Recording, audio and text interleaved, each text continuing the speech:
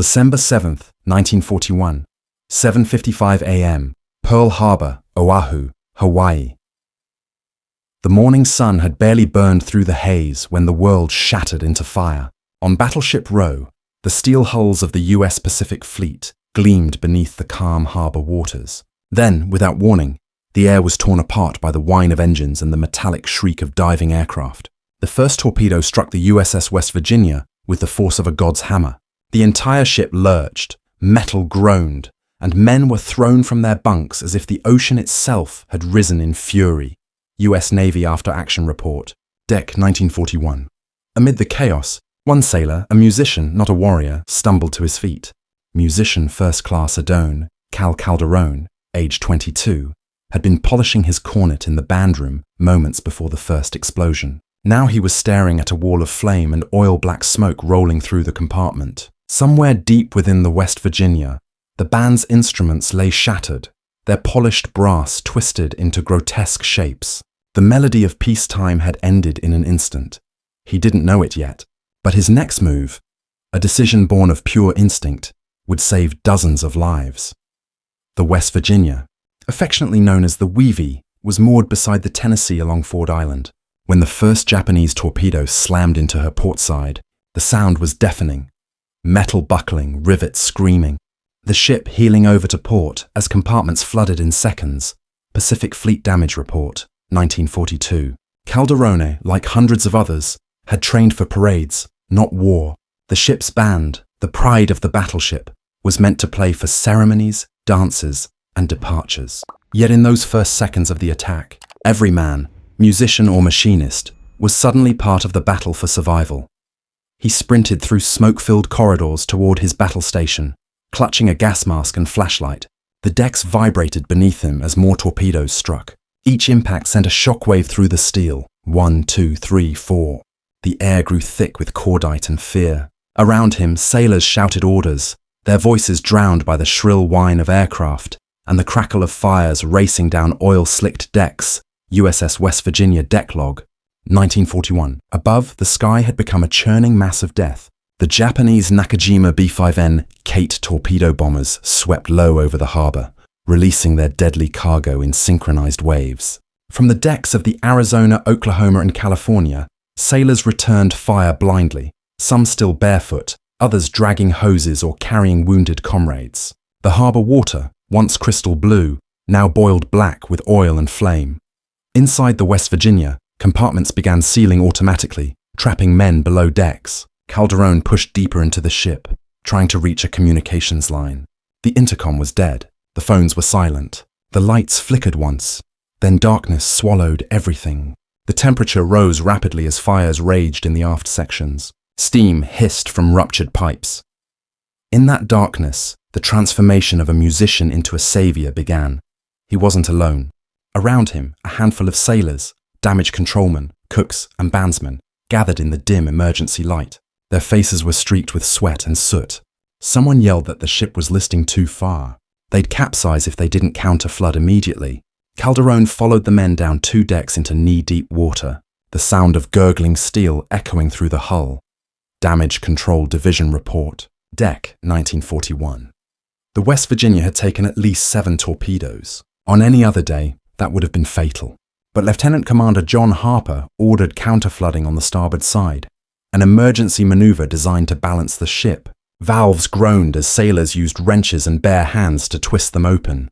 Calderone joined them, shoulder to shoulder, gripping the iron handles slick with oil. Slowly, agonizingly, the ship began to stabilize. But every gallon that entered their compartments meant the waterline rose closer to their chests. When the last valve opened, the deck beneath them shuddered again. Another hit. The sound was muffled, distant, but everyone felt it. A dull, heavy concussion. Calderone looked up. Water was pouring from the seams overhead. "The ship's leveling," someone shouted. "Yeah," another replied grimly. "But we're going under." The lights flickered, then died. Absolute blackness. The only sound was the creaking of steel and the slow, sinister sound of water filling spaces meant for air. In that tomb-like silence, fear began to spread. Men whispered prayers, others cursed. Calderone gripped his flashlight. but the beam was swallowed by the darkness almost instantly. Then came the moment that would define him. A faint voice. Someone remembered an escape route, a vent trunk, a narrow vertical shaft leading upward toward a higher deck. But it was risky. If the compartment above was flooded, they'd open the hatch and drown instantly. No one moved. The water was now waist-high, rising fast. Panic clawed at them. And then Calderone spoke. His voice, trained by years of music, cut through the chaos. Steady, commanding. If we stay, we die. If we go, maybe we don't. He led the way. They pried open the watertight door, bracing for the flood. A torrent of seawater surged in, knocking several men backward. For a moment it seemed hopeless. But Calderone fought his way forward, forcing himself up through the trunk, hands slipping on cold steel, lungs burning as he pushed past debris. Others followed, linking hands, kicking upward through the rising tide. It was chaos, a blur of limbs, shouting and darkness. One man below shouted, "I can't make it!" Calderone reached down, grabbed him by the collar and hauled him upward with sheer desperation. The man gasped, choking, but alive. Together, they burst through the hatch into the upper compartment. Air, light, and the distant roar of gunfire. They had made it. When Calderone looked around, the deck was a vision of hell. Flames licked the bulkheads. Ammunition cooked off in the heat, and the air was thick with burning fuel. Above them, Japanese dive bombers screamed down in fresh waves, their bombs detonating across the harbour. Japanese Naval Air Service report, Deck 1941. The Arizona exploded in a towering inferno of fire and steel fragments that rained down across Battleship Row. The concussion wave knocked Calderone off his feet. For hours, they fought, some manning hoses, others dragging the wounded clear of the flames. Calderone, exhausted but alive, worked without pause. His uniform was shredded, his hands blistered, his face blackened with soot. The bandroom was gone, the music was gone, but the will to fight remained. By noon, the West Virginia was half submerged, her masts still standing defiantly above the waterline. Smoke billowed for miles. Of her 1,500-man crew, more than 100 lay dead or missing. Yet dozens, men who had been trapped below decks when the first torpedo struck, were alive because one musician had refused to freeze when fear took hold. Pearl Harbor Salvage Board Records, 1942. As the fires dimmed and the sound of bombing faded, Calderone collapsed on the deck, staring at the sky that only hours earlier had been peaceful blue. The harbour around him was unrecognizable, a graveyard of ships and smoke. Somewhere nearby, someone played taps on a battered bugle. The note wavered, haunting, broken, but it was still music. And beneath that sound, Calderone realized, survival wasn't luck. It was the rhythm of courage beating louder than fear. What he didn't know, what none of them knew, was that this day would mark the beginning of a transformation, not only for him, but for the US Navy itself. The chaos he had witnessed would soon give birth to a secret program, one that would turn musicians into codebreakers and messages into weapons. The smoke over Pearl Harbor had barely cleared when whispers began moving through the surviving ships. Whispers of a strange new role for the Navy's bandman. Within days, men like Adone Calderone, who had dragged his crewmates through flooding compartments, were summoned under sealed orders. The Navy didn't need music now. It needed minds that could read at lightning speed, memorize patterns, and communicate with flawless precision. In the ashes of the Pacific Fleet, the United States was building a hidden network, a weapon not of steel or fire, but of code. U.S. Office of Naval Intelligence Memorandum, Jan 1942. Calderone and the other musicians were reassigned to a small, unmarked building on the edge of the Pearl Harbor Naval Yard. Guards stood at every door. No brass instruments, no sheet music, only typewriters, cipher wheels, and the constant hum of classified urgency. They were now part of Naval Communications Intelligence Unit Pacific Fleet, ISOHIPO, the nerve center of the Navy's decoding war against Japan. Only history file. 1945. For men trained to follow rhythm, code-breaking was a natural evolution. Messages followed tempo.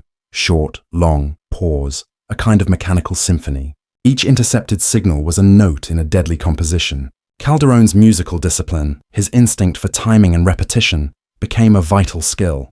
They could see patterns where others saw noise, recalled Commander Joseph Rochefort. Hypo's chief cryptanalyst, post-war debrief, 1946. In the months after the attack, the American military realized that victory would depend on information superiority. Japan's navy, fast and ruthless, was coordinated by encrypted radio transmissions using the JN25 code, an intricate system of 5-digit groups representing words and phrases. Cracking it would require not only mathematicians but also sharp eyes, quick minds, and absolute secrecy. The Navy called in linguists, engineers, and, quietly, musicians. By spring 1942, the converted schoolhouse at Pearl Harbor was alive with the clatter of typewriters and the rustle of paper. Electric fans droned in the humid air as Calderone sat before rows of cipher tables, translating intercepted code groups into potential patterns. Each page was a puzzle that might reveal convoy routes, fleet coordinates, or attack dates. A mistake could cost thousands of lives. Technical Manual TM 322220, Cryptographic Principles 1942. In Washington, the Navy's Bureau of Ships and Bell Laboratories had begun refining high-frequency radio receivers capable of monitoring Japanese transmissions across the Pacific. These receivers, built from magnesium alloy chassis and fitted with variable frequency oscillators, could detect faint enemy broadcasts thousands of miles away. Bureau of Ships Report, 1942. The engineers who designed them, like Harold R. Luff and William C. Granger, never saw combat, yet their precision craftsmanship gave cryptographers like Calderone the ears of the war.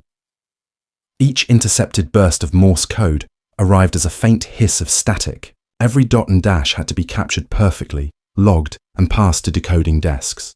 Then the real work began, breaking the patterns. Calderone would mark columns of numbers, circling repetitions like a musician scanning a complicated score. The resemblance wasn't lost on him. War had become a symphony of noise, and his job was to find its hidden melody.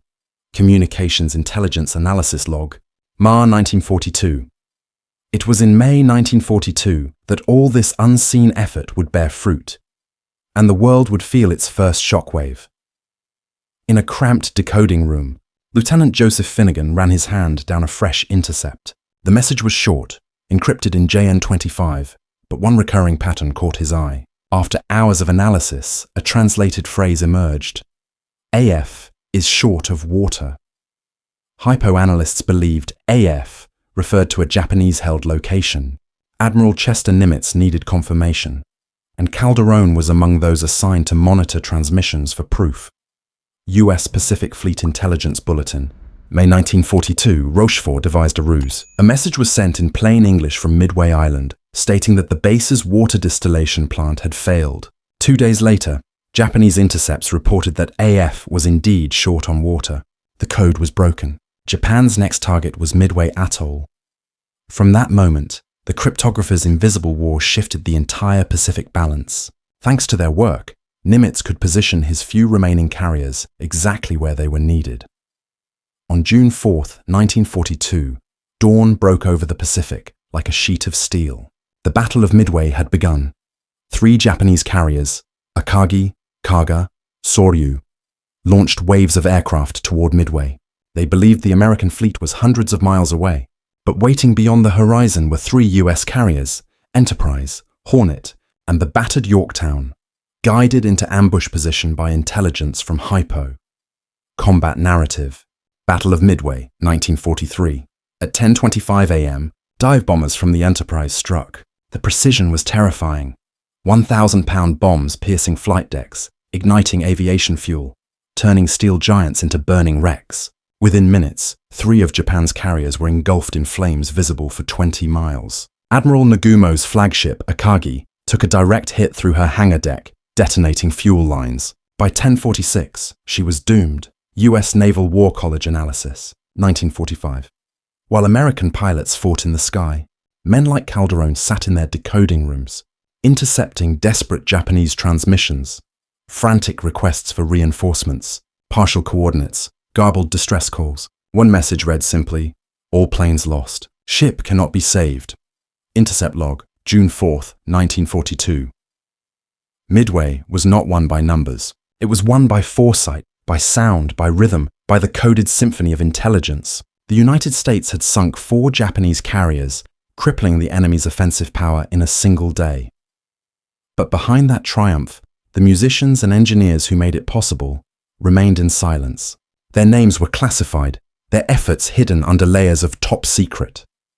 Calderone never spoke of his part. Even years later, he would only say he delivered messages and read things not meant for the world. Declassified naval intelligence records, 1978. Still within those sealed rooms, technology evolved at breakneck pace.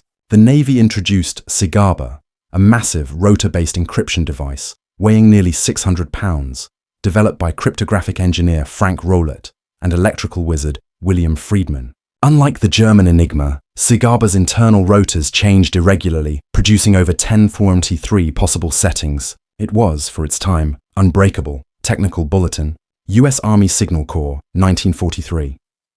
Operators like Calderone transmitted SIGABA-coded messages to fleet admirals such as William Bull Halsey and Raymond Spruance, coordinating carrier movements, convoy protections, and counterattacks. Messages were often hand-delivered, sealed in waterproof envelopes, carried under guard. Even the couriers rarely knew what they carried. Calderone would later admit he never opened a single one, honoring the oath of silence he had sworn at Pearl Harbor's ruins. Personal correspondence.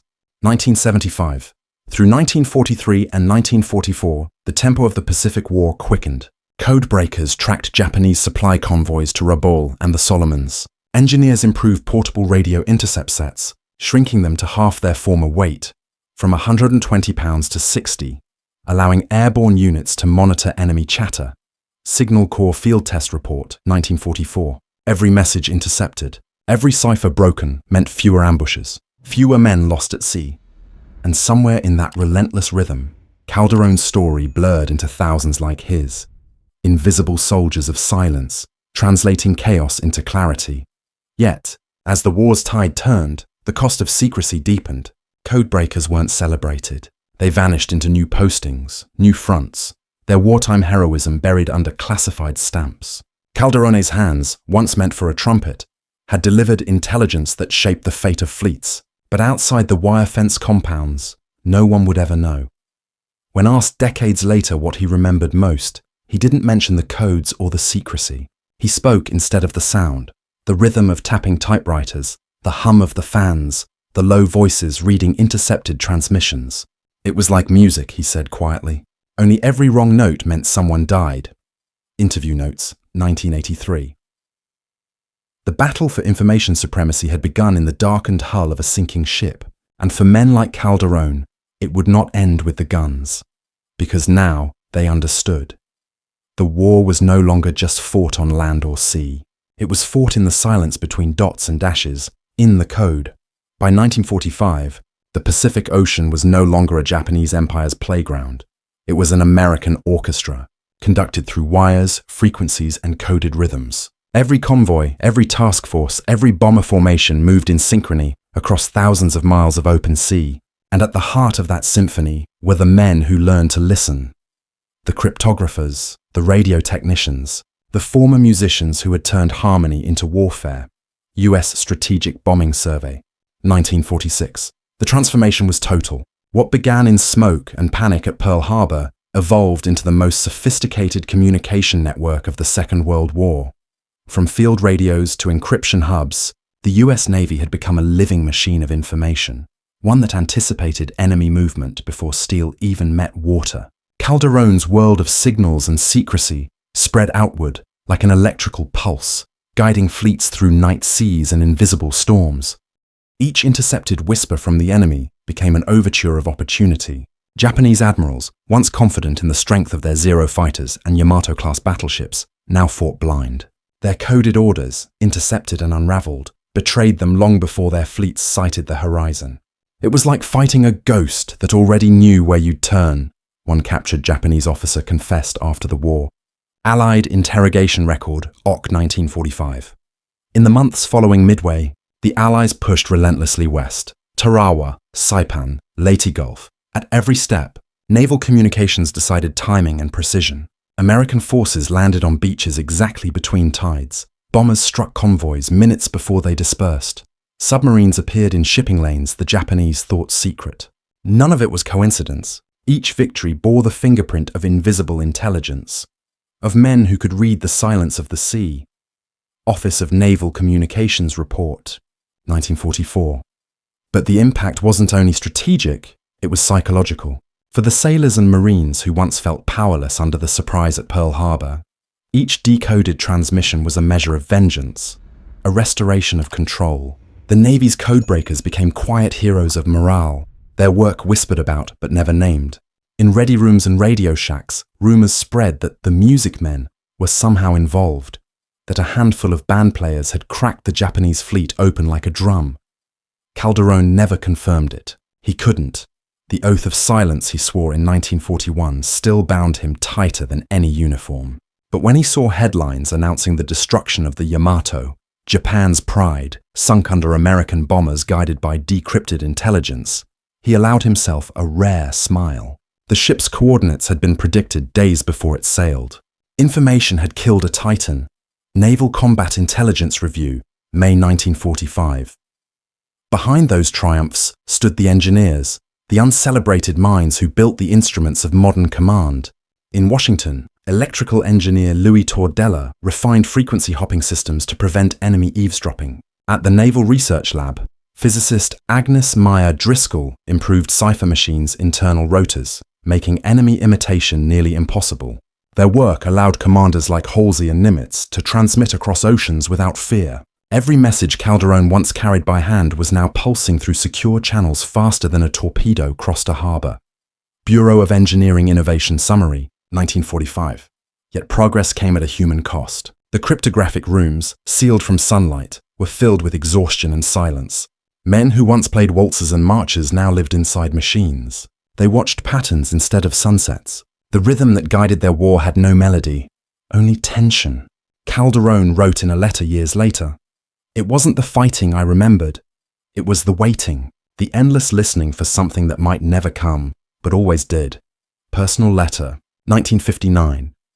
When Japan finally surrendered on September 2, 1945, aboard the USS Missouri, the coded war ended with a single, clear message: cease all hostilities. In every communication shack from Guam to Washington, the same line appeared on teletype machines, stamped with finality. Some men cheered, others cried. Calderone simply sat back, staring at the black ribbon of ink across the page. For 4 years, he had spoken to the war in numbers and symbols. Now the silence felt unbearable. U.S. Navy communique, Sept. 1945. In the post-war years, much of the Navy's communications network was dismantled or absorbed into what would soon become the National Security Agency. The codebreakers faded into civilian life, their work still classified. Calderone returned to music, teaching in small towns and directing local orchestras.